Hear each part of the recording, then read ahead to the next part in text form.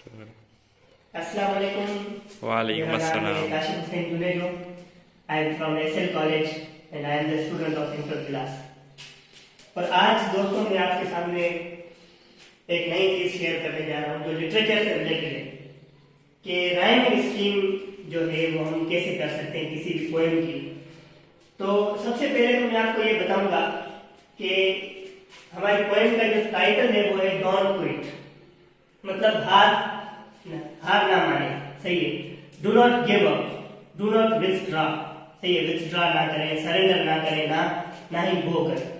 अच्छा, ये तो इसकी मीनिंग है। उसके बाद बाय एगर अल्बर्ट गेस्ट, इसका जो पोइट है इस पोएम का वो है एगर अल्बर्ट गेस्ट, और इसको एगर ए गेस्ट भी कहते हैं, लेकिन मैंने आपके सामने फुल फॉर्म लिखी है ताकि आपको समझ में आए कि what does it mean by a.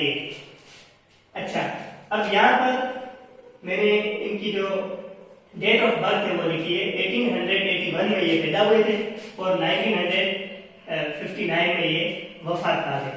अच्छा, अब दूसरी बात, इनका जो लाइफ स्पेन है, मतलब कितने साल इन्होंने जिंदगी गुजारी, तो ये 78 साल मतलब जिंदा है, 78 ईयर्स। अच्छा, उसके बाद हम आते हैं कि ये किस टाइप के पोइट थे और कहाँ पैदा हुए। ये बर्मिंघम इंग्लैंड में पैदा हुए थे। ये थोड़ा बहुत इंट्रोडक्शन में आपको पोइट का बता रहा हूँ। उसके बाद हम अपने असल टॉपिक पर आएंगे। अच्छा, टाइप ऑफ पोइट, ये किस टाइप के मतलब शायर है, तो ये पीपल्स पोइट है, मतलब अवामी शायर है, मतलब अवामी शायर है ये एगर अल्बर्ट गेस्ट। मतलब इनकी जो पोइट्री है वो अवाम के की जो थीम्स है उस पर। फॉर एग्जांपल, जो जिंदगी के जो मसाइल हैं, जो अप्स एंड डाउन्स हैं, हाईज एंड लोज हैं, थिक्स एंड थिन्स हैं, या आप कह सकते हैं कि टर्न्स एंड ट्विस्ट्स हैं। मतलब जिंदगी के जो जो मुश्किलातें हैं या जिंदगी की जो भी चीजें हैं उसके बारे में इन्होंने पोइट्री की है, तो इसीलिए इनको कहा जाता है पीपल्स पोइट, यानी कि अवामी शायर। उसके बाद अबाउट में से काफी कुछ वर्ड हमने इनके लिए हैं। ऑप्टिमिस्टिक, अच्छा ये ऑप्टिमिस्टिक भी थे, और मैंने इनका नेगेटिव वर्ड भी आपको बताया है to enhance your vocabulary. Optimistic means positive, positive minded, मतलब इनलाइटेंड पर्सन, और pessimist means negative. So let's move to the topic. अब यहाँ पर आप देख सकते हैं टाइटल में डोंट लिखा हुआ है, तो डोंट एक कंट्रक्शन है, कंट्रक्शन हम इसको बोलते हैं, ये मैंने ऊपर लिखा है। उसके बाद मैंने ये बाकी कंट्रक्शंस मैंने आपको बताई है। ये कंट्रक्शंस जो है तो वो कैसे हैं, और इनको मतलब डोंट को अगर हम सिंप्लीफाई करें तो हम कैसे लिख सकते हैं, डोंट क्विट को भी। अच्छा, उसके बाद आते हैं, तो पहले डोंट क्विट, इसका मतलब है डू नॉट क्विट। इसी तरह दूसरी जो हमारे पास है couldn't, could not, wasn't, was not, doesn't, does not, hasn't, has not, weren't, were not, mustn't, must not, hadn't, wouldn't, would not, shouldn't, should not, hadn't, had not, haven't, have not, didn't, did not। तो ये construction है। अच्छा, ये कहाँ पर use होती है, ये ज्यादातर प्रेग क्वेश्चंस में यूज होती है, और मतलब एक बड़े लंबे चौड़े सेंटेंस को मतलब कंडेंस करने के लिए या मर्ज करने के लिए ये जो कंट्रक्शन है ये यूज होती है। उसके बाद हम आते हैं, हमारा जो आज का जो टॉपिक है असल वो है राइमिंग स्कीम।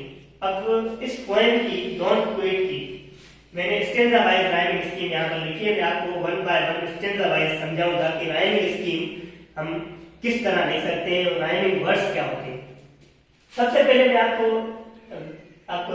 यहाँ ध्यान दिलाना चाहता हूँ कि ये जो आर और डब्ल्यू है इसका मतलब है राइमिंग वर्ड्स।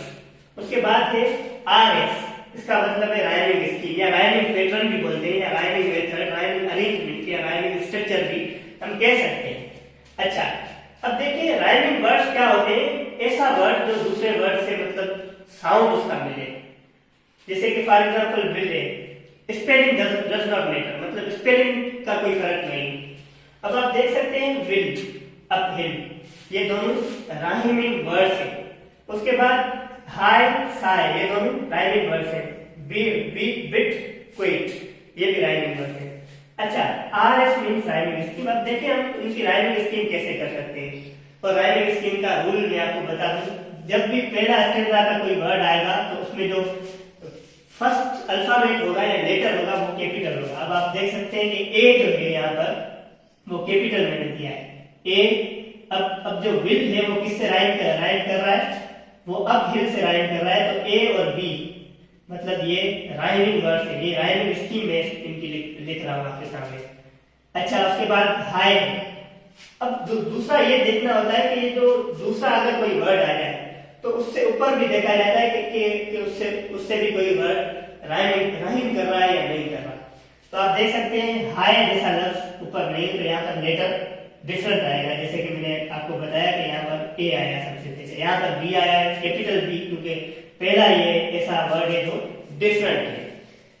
उसके बाद हाई से राइम कर रहा है, तो B is the rhyming scheme of these two rhyming words. उसके बाद बिट और क्विट आपस में राइम कर रहे हैं। बिट का सी जो है वो कैपिटल आया है, क्योंकि ये जो बिट है इस जैसा कोई वर्ड पीछे नहीं है, मतलब इससे कोई राइम नहीं कर रहा। तो ये सी कैपिटल और ये सी स्मॉल। अच्छा, अब हम आते हैं दूसरे स्टेंजा नंबर 2 की तरफ, राइमिंग वर्ड्स और राइमिंग स्कीम। ये राइमिंग वर्ड्स है ट्रम्स एंड लर्न्स। अब देखिए कैपिटल ए। अब अबाउट जैसा ऊपर वर्ड नहीं है, तो अबाउट आउट से जो है तो राइम कर रहा है, तो आप देख सकते हैं यहाँ पर लेटर भी वंस अगेन चेंज हो गया है। तो अबाउट और आउट ये राइम कर रहे हैं बी। और उसके बाद है, मैं आपको बताता चलूं कि जो तीसरा जो हमारा लेटर आया है, मतलब जो हमारा अल्फाबेट आया है, वो सी है कैपिटल।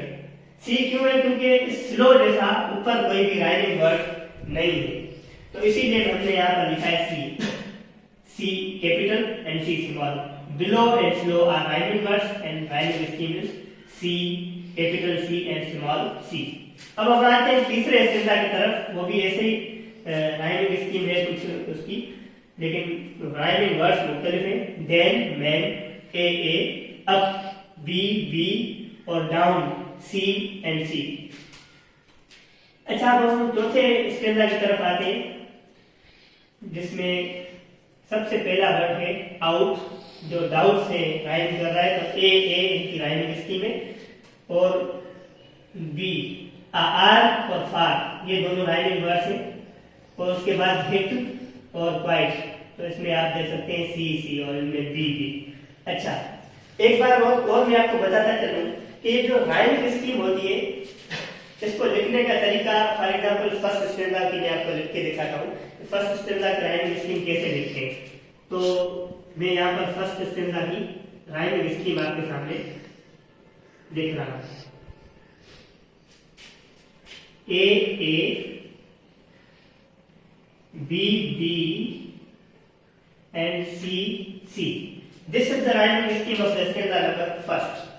पेपर में अगर क्वेश्चन आ जाए तो आपको राइमिंग स्कीम कुछ इस तरह लिखनी होगी। और दूसरी बात मैं आपको बताता चलूं कि ये जो मैंने स्लैश बीच में दी है, ये मैंने ये समझाने के लिए दी है कि ये जो सी है ये इस वर्ड का हिस्सा नहीं है, मतलब ये एक अलग से लेटर है।